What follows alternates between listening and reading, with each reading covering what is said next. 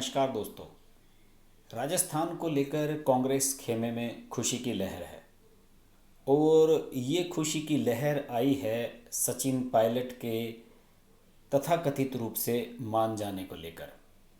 और तमाम खबरें चल रही हैं कि सचिन पायलट ने राहुल गांधी, प्रियंका गांधी से मुलाकात की आज सोमवार को।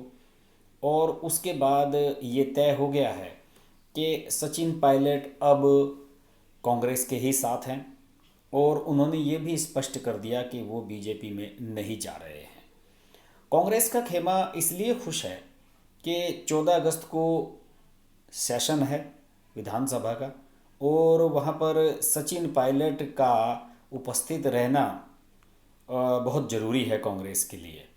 अगर सचिन पायलट और उनके समर्थक विधायक अशोक गहलोत के खिलाफ वोट करते तो स्थिति कुछ और हो सकती थी। हालांकि इसके आसार बहुत कम नज़र आ रहे थे, लेकिन फिर भी कांग्रेस पहले से ही ये स्पष्ट कर लेना चाहती थी कि बिल्कुल भी विवाद किसी तरह का ना रहे और दोनों पक्षों को आमने सामने बैठकर बात किया जाए।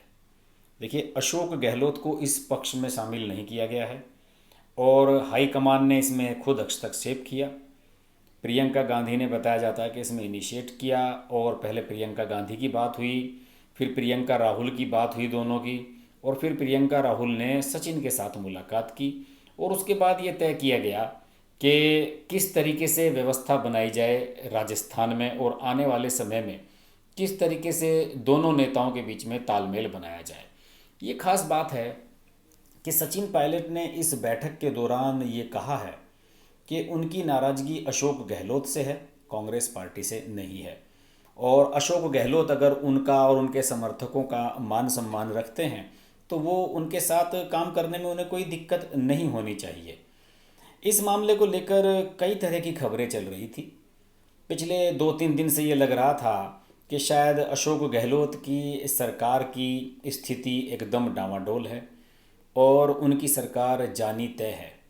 देखिए, बसपा के जो 6 विधायक हैं उस मामले पर कल फैसला आना है, यानी कि 11 अगस्त को फैसला हो जाना है और उसके बाद ही ये क्लियर हो सकेगा कि अशोक गहलोत की सरकार किस स्थिति में चल रही है या बचने जा रही है।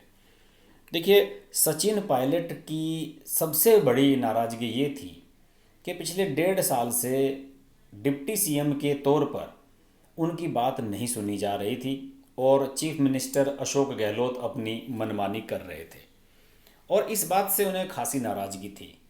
हर नेता चाहता है कि उनकी मर्जी से अधिकारियों के तबादले हों, पुलिस अधिकारियों की पोस्टिंग की जाए और भी तमाम वित्तीय मामले होते हैं जिनमें सब अपनी से चाहते हैं। लेकिन सचिन पायलट की बिल्कुल नहीं सुनी जा रही थी और यही बात सचिन पायलट ने प्रियंका और राहुल गांधी के सामने रखी है। उनका कहना था कि मेरा मान सम्मान नहीं रखा जा रहा था और इसी वजह से मेरे 19 विधायक अलग होने के लिए तैयार थे। बहरहाल उन्होंने ये साफ कर दिया कि कभी भी बीजेपी में जाने का उनका इरादा नहीं रहा था और उनका टारगेट ये था कि किसी भी तरीके से अपनी बात को मनवाया जाए। और मुझे लगता है कि अब सचिन पायलट अपनी बात मनवाने में सफल हुए हैं। बहरहाल सबसे बड़ा सवाल यही होगा कि अशोक गहलोत की सरकार अगर बच जाती है और सचिन पायलट यथास्थिति में पार्टी में वापस बने रहते हैं तो क्या वो डिप्टी सीएम का पद स्वीकार करेंगे, क्योंकि उन्हें अपमानजनक तरीके से डिप्टी सीएम पद से हटाया गया, पार्टी के अध्यक्ष पद से प्रदेश के हटाया गया और उनकी बिल्कुल नहीं सुनी गई थी शुरू में और यही वजह रही कि ये पूरा मामला सोल्ड होने में 1 महीने का समय लग गया। अभी भी मुझे ये लगता है कि सचिन पायलट और अशोक गहलोत के बीच ट्यूनिंग बनना बड़ा मुश्किल होगा और ये भी देखने वाली बात होगी क्या वो डिप्टी सीएम के पद पर दोबारा काम करने के लिए राजी होंगे या नहीं। इससे पहले अशोक गहलोत सचिन पायलट के बारे में अभद्र बातें कह चुके हैं, उन्हें निकम्मा नकारा बता चुके हैं और ना जाने क्या क्या कह चुके हैं। ये सब बातें सचिन पायलट भूल जाएंगे ऐसा मुझे नज़र नहीं आ रहा है। बहरहाल स्थिति यही नज़र आ रही है कि फ़िलहाल सचिन पायलट का जो संकट था वो कांग्रेस पे से छट रहा है और राहुल गांधी और प्रियंका गांधी का इस मामले में इनिशिएट करना ये दिखाता है कि सचिन पायलट के वजूद को कांग्रेस ने स्वीकारा है। इसके विपरीत दूसरी ओर भारतीय जनता पार्टी में काफ़ी खलबल है और जैसे जैसे सचिन पायलट कांग्रेस के करीब वापस आ रहे हैं वैसे वैसे बीजेपी के विधायकों में बिखराव की खबरें आ रही हैं। ये माना जा रहा है कि कुछ विधायक जो वसुंधरा राजे के समर्थक हैं वो राज्य से बाहर नहीं जाना चाहते हैं। जैसे कि खबरें आई थी कि राज्य के बाहर भेजा जा रहा है बीजेपी के विधायकों को, क्योंकि उन पर दबाव बनाया जा रहा है, अलग अलग तरीके से दबाव बन रहा है। तो बीजेपी ने अपने लगभग 20 विधायकों को गुजरात के पोरबंदर में शिफ्ट कर दिया था। लेकिन जो वसुंधरा के समर्थक विधायक हैं उन्होंने जाने से इनकार कर दिया। उन्होंने कहा कि हम स्टेट में ही रहेंगे, हमें किसी से खतरा नहीं है। दूसरी ओर एक बड़ी खबर ये चली कि कुछ दो बड़े जो कारोबारी हैं, उद्योगपति हैं, उन्होंने और 3 अफसरों ने भाजपा के 25 विधायकों से संपर्क किया है और उनसे कहा गया है कि रिक्वेस्ट की गई है कि वे फ्लोर टेस्ट में अनुपस्थित रहें। ये एक बड़े मीडिया के माध्यम से ये जानकारी सामने आई और ये कहा गया उस रिपोर्ट में कि ये जो बड़े उद्यमी हैं इन्होंने शायद इन्हें बड़ी मात्रा में पैसा ऑफ़र किया है या लुभावना ऑफ़र दिया गया है इन विधायकों को बीजेपी के कि अगर आप फ्लोर टेस्ट वाले दिन अनुपस्थित रहते हैं तो इसके लिए आपको कुछ न कुछ कंपनसेट किया जाएगा। ये बड़ी बात है और इसी वजह से डर के मारे जो है वो बीजेपी ने अपने विधायकों को गुजरात में शिफ्ट करना शुरू कर दिया। हालांकि वसुंधरा राजे सिंधिया के समर्थक नहीं गए हैं। इसके अलावा जो इन्हें 25 विधायकों की बात की गई है, इनमें से जो 9 विधायक हैं वो हैं जो पहली बार एमएलए बने हैं, फर्स्ट टाइमर्स हैं। और फर्स्ट टाइमर्स को बड़ा लालच रहता है, उन्हें यह लगता है कि यार इस बार विधायक बन गए, जैसे तैसे जो मिलता है वो ले लो। तो ये एक सॉफ्ट टारगेट माने जाते हैं। इसके अलावा 2 विधायक ऐसे हैं जो पहले कांग्रेस में थे और इस बार टिकट नहीं मिलने पर बीजेपी में शामिल हो गए थे और बीजेपी के टिकट पर जीतकर विधायक बने हैं। यानी कि वो भी एक सॉफ्ट टारगेट हैं और अगर वो अपनी सरकार को गिरने से बचाते हैं, कांग्रेस की सरकार को, तो उन्हें भी कंपनसेट किया जा सकता है।